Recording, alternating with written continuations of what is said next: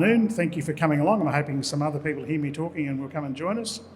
But I'm going to go through some things for you anyway, and I'm happy to answer some questions if we have any time. Thank you, EVA, for inviting me to speak at the Expo. A little bit about me. My name is Steve Blume. I'm the current Company Secretary of the Smart Energy Council, which is an organisation of 1,600 members, all corporate members, working in the renewable space with around photovoltaics, solar panels, batteries, wind, and we do advocacy for policy related to renewables and as a response to climate change. It's a volunteer organisation, not-for-profit, funded by the membership for members and for the industry and for the community. I've only got about 87 slides in about 15 minutes, so relax and we'll see how we go. If you've got some Q&A or catch me afterwards, I'm happy to have a chat to you.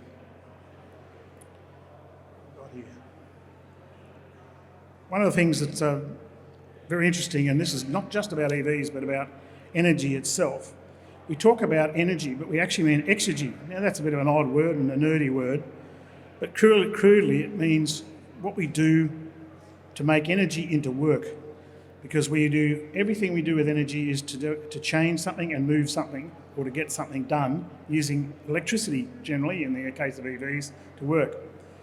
The world has progressed on almost every level due to our extraction and use of fossil fuels, originally coal and gas and oil, all very efficient, very effective, but not very efficient.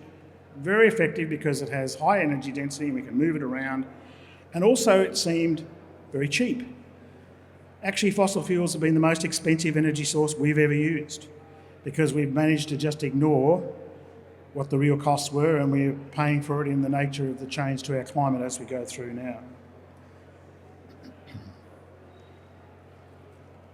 This looks a bit nerdy as well, and from that screen it's a bit hard to tell, but the challenge for our decarbonisation of our electricity system is not as daunting as it might seem, because electricity is so much more energy efficient than fossil fuels.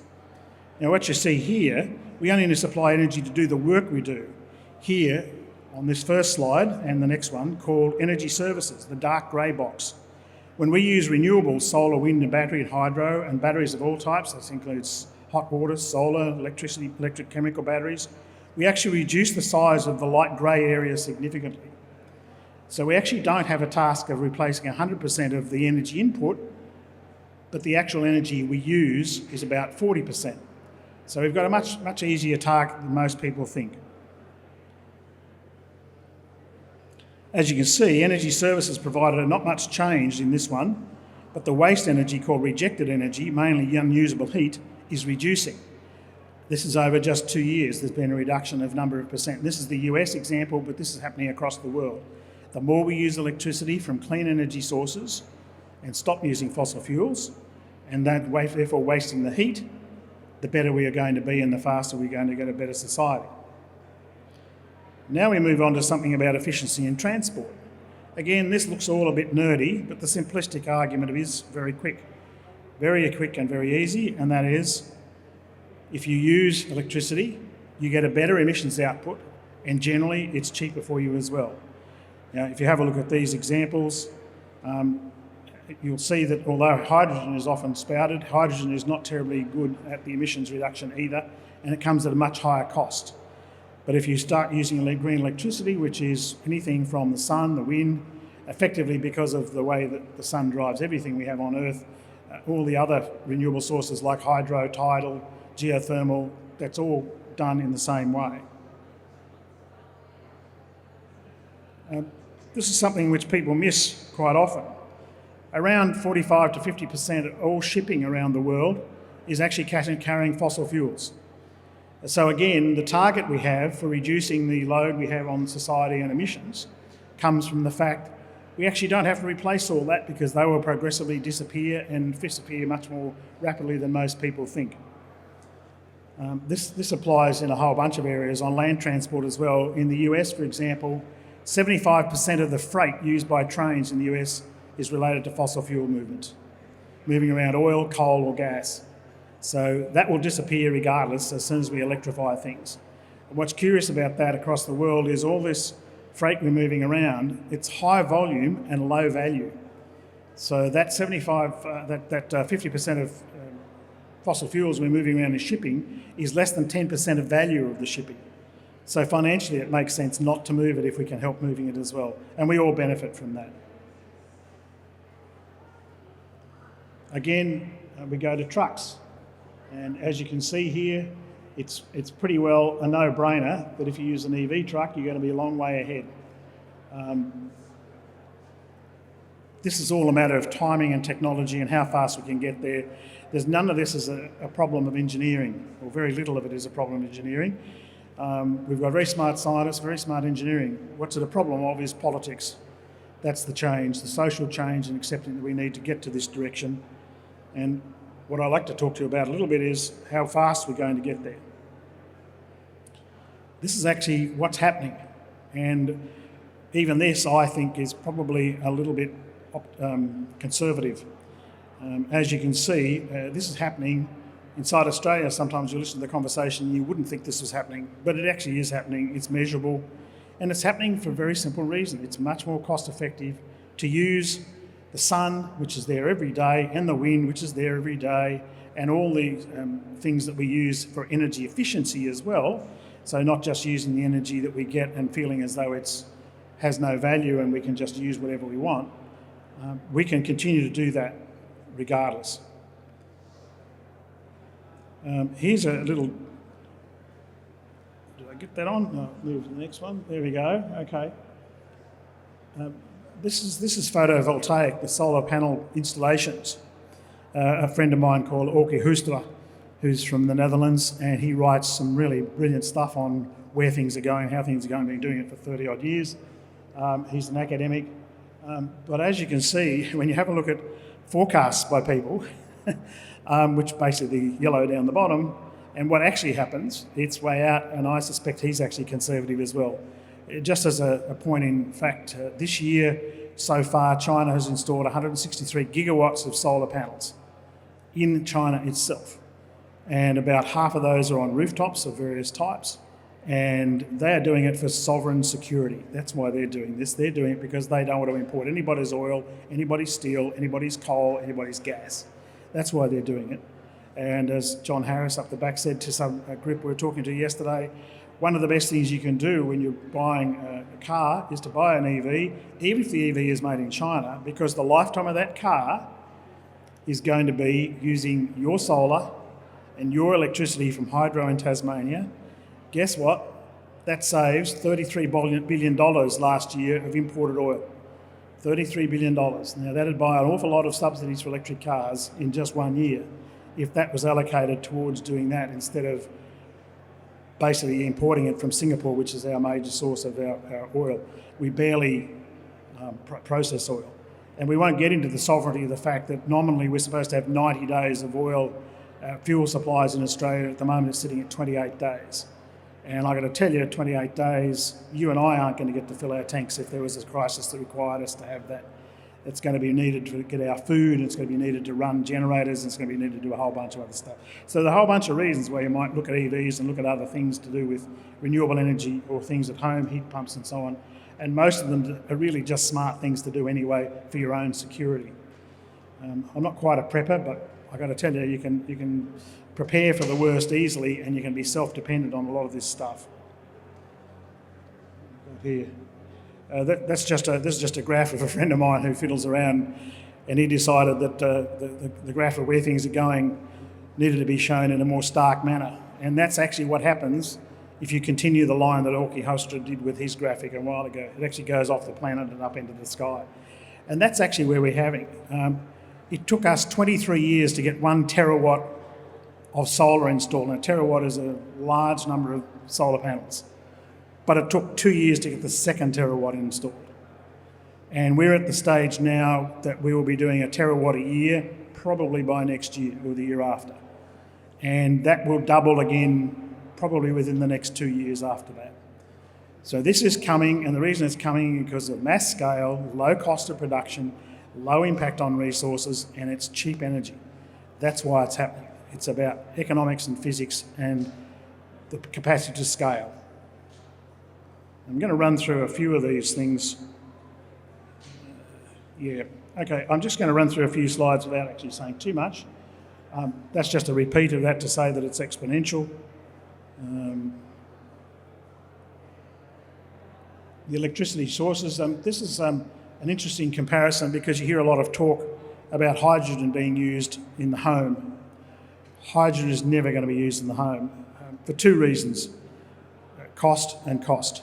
The reason it's not going to be used in the home is because from an emissions point of view, and I'm driven by reducing overall emissions that are affecting our climate, if you put 20% of hydrogen into a gas network, two things happen. One, you get about a 7% reduction of emissions. And there are physics involved with that. At the moment, you have to take my word for it, but I can tell you that's what the case is.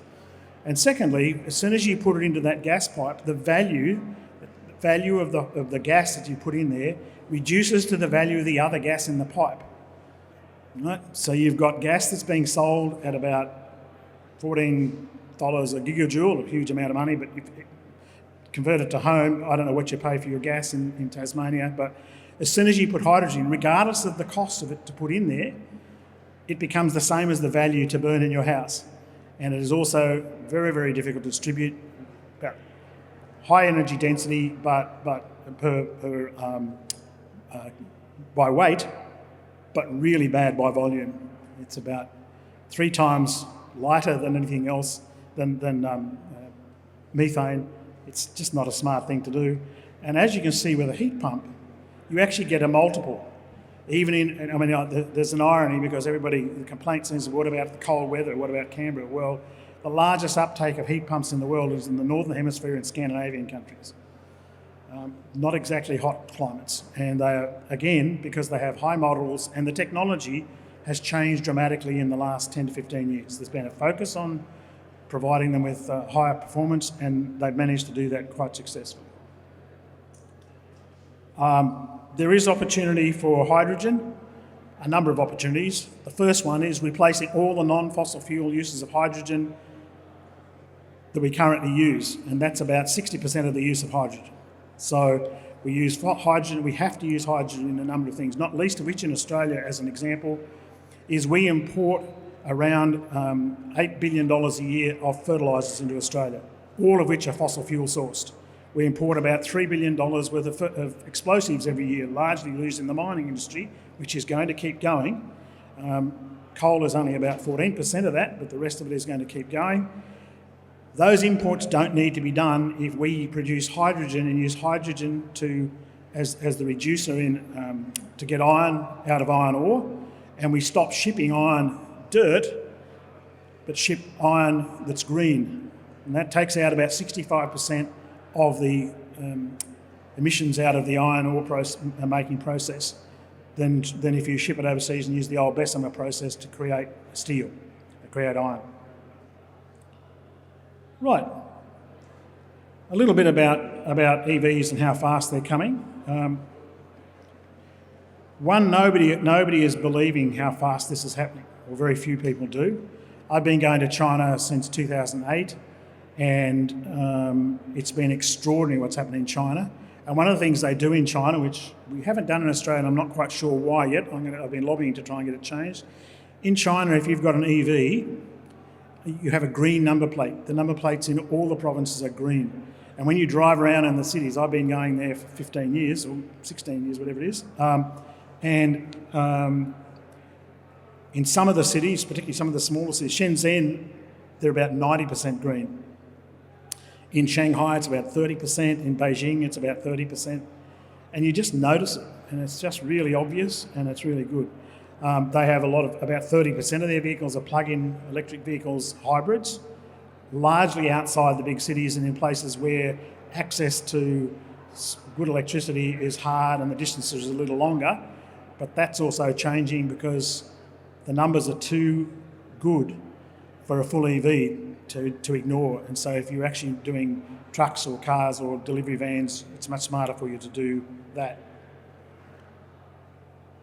Okay, it's pretty hard to see from that distance, but some of you might have seen this. This is New York, Fifth Avenue in Eastern 1900. And what I'd like you to do is see if you can spot the car. And it's pretty hard. I've got to say. I don't know whether you can see that red arrow. I should have made it a little bigger, but the car is there under the bottom of the red arrow. It's just got a pointer. Can't point. Anyway, that's all right. Now I'll show you another picture, which is only 13 years later. Easter 1913, pretty much the same spot, same street, but not almost the same spot. Now you have to spot the horse.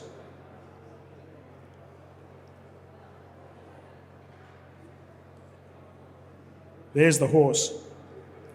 That's in 13 years. In the US, under 30 years, they got rid of pretty much horses and carts for everything in that very short period. And I noted at a conference I was at yesterday speaking, it was important to note that the reason for the change was not just technology, but environmental pollution and fuel resource supplies. New York City was a crowded mess. No one could figure out what to do with all the horse manure, urine and rotting horse carcasses on the streets, spreading disease and just making life bloody horrible. Can you imagine it? It was, in New York, they had over 100,000 horses inside the New York City, producing over 1 million kilograms of manure every day. Well, guess what? That's what we're doing, only we call it coal-fired power stations and gas plants. So we're actually doing the equivalent on a massive global scale, and we're still ignoring it. But a few of us are making a change to get us there. There are people talking, and I'm not one of the people in the tube down the bottom, I'm in the bunch up the top. There are people who know what we need to do, there are people who can help us to get there, and there are people who are around, who are working solidly and have been working, in my case, for coming up to 54 years anyway, on environmental stuff and trying to get things sensibly changed. As everywhere, there's a massive anti-everything to do with climate change response, but the science is clear and the path is already set. You need another reason. This is the 1930s. This is Greenland, and it's a glacier in Greenland. The one on the left is 1932, I think it was, and the one on the right is 2011. And you multiply this in every glacier you go to see around the world. I was in Switzerland in June and went to a glacier that I hadn't seen for 15 years. And this time I had to walk 3 kilometres to get to the foot of the glacier. And last time it was like 400 metres from where I got off the train. So it's happening everywhere. Who's causing this? Interestingly enough, household CO2 emissions in 2019, now it hasn't changed, I have to tell you, it's no different. This is the same, and this is by country and by income within the United States and across. Now, that doesn't mean we need to go out and kill all the rich people. That's not the point of this slide. The point of this slide is that it's all about politics and who has control of the power and who makes decisions about getting things done. And we have that power. In our democracy, we have that power. And so my message always is we're not all equally responsible, and it's not to blame anybody. It's just a bit like, say, blaming the petrol company or the large organisation. Guess what? I flew here.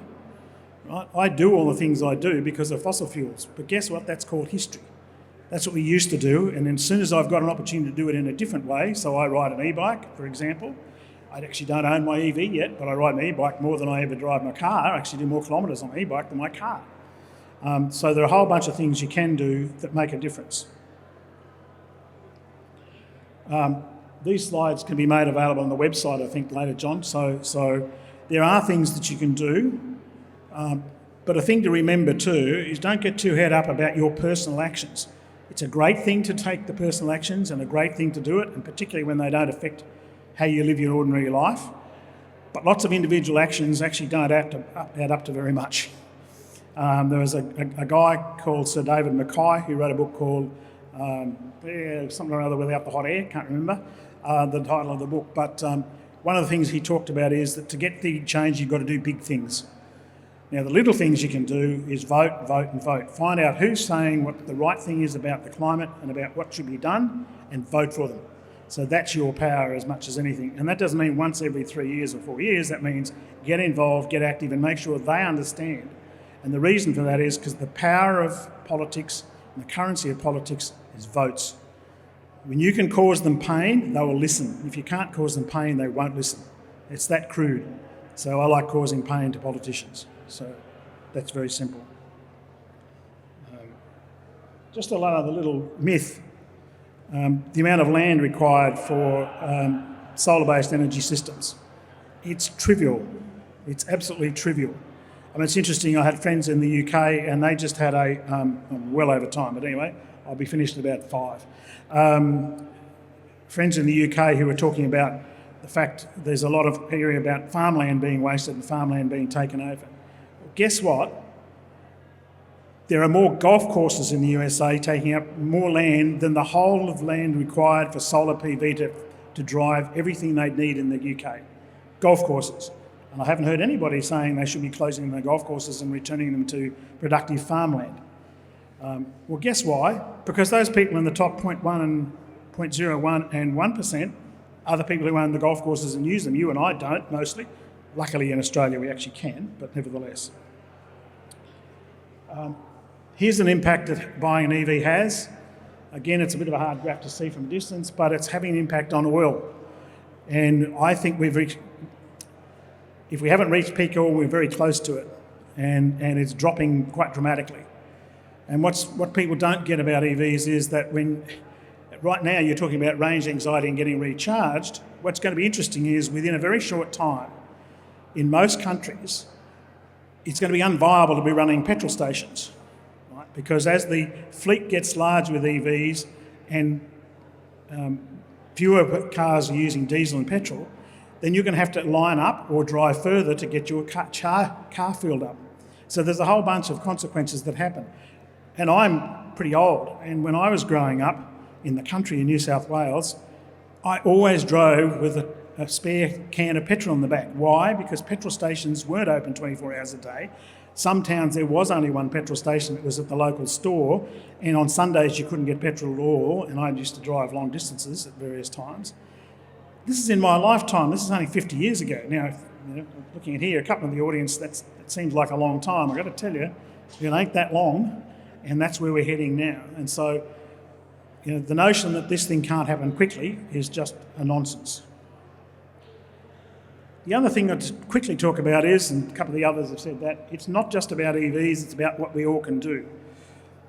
Now, if you look at this is about mode shift, about using the best sort of movement to get, if it's transport, use the best thing to get yourself around. Right?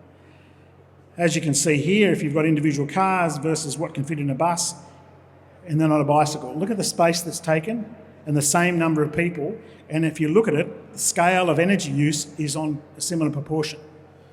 So, one of the slides, I can't remember who it was yesterday, Bjorn, or maybe it was yours, I can't remember, no, it was Riz, I think. Anyway, we had a slide yesterday which showed a picture of a congested street or a highway full of cars. And then another one, which was an identical picture of that same street full of EVs. So getting EVs doesn't fix congestion. It doesn't fix the problem of parking. It doesn't fix a whole bunch of other things about cars. So and it also certainly doesn't fix overall the energy use. Very quickly, so they're coming ready or not. As you can see, that's China, that's the world as it's going. Recycling, China recycles about 95% of its batteries already, and the lithium you get out of one battery that was 10 years old will produce more than the lithium that it produced in the new battery because of changing technology of producing the battery. So you actually get a double up, an increase on the battery use.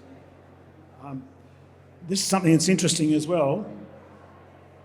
That's actually, you've got to look at the real issues here. And the real issue is, electricity, our current electricity is 23%, but heat and transport, all of which can be done using electricity, are actually the big impacts on what we do in the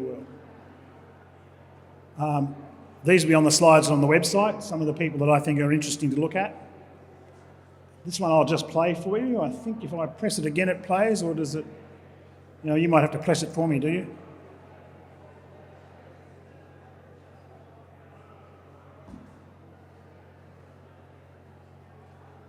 That's it, it's going, it's running. 1958.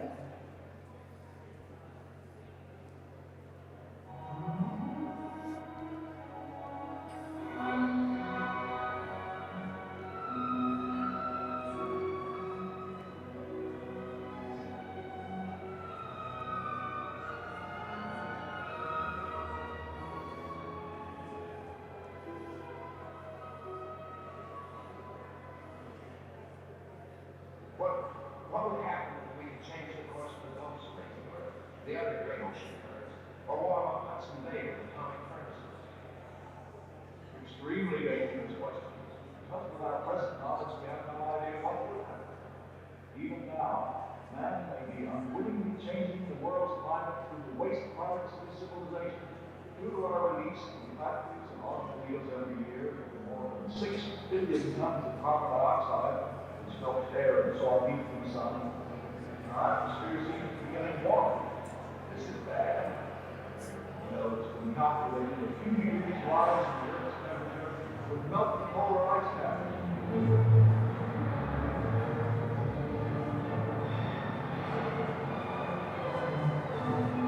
if this happens, an inland sea will fill a good portion of the Mississippi Valley. Tourists in glass bottom boats will be viewing the ground towers of Miami through 150 feet of tropical water. Foreign weather with not only dealing with forces of a far greater variety, but even the atomic physicists encounters, but with life itself. We can't say we didn't know. We have no excuses. We know what we need to do. That's actually a full 1 hour movie, I've got to say, or about 56 minutes. And there's another movie called Hello, Mr. Sun, which was made in 1956, which talks about solar cells and solar panels and getting energy from the sun. So that was done when I was 7. Right? So we have no excuse. Thank you for your time. I'm happy to take some questions.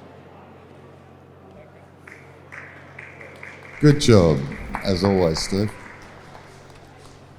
We've got a few more speakers yet, but Steve could really kind of stand here all day and just deliver. And Robin would hold him to facts. And between the three of you could almost do a panel. And Penny could get up there as well. But we have two. To ask questions. It's not compulsory. We have 2 other speakers. Yeah, Thanks heaps, Steve, again for coming down. Great job, mate. I learn more from you every time I hear you speak. And of course, we only have the experts here because of the support of the Tasmanian Government, Hydro Tas Networks, Kia and Smart Energy. Now we'll get the program back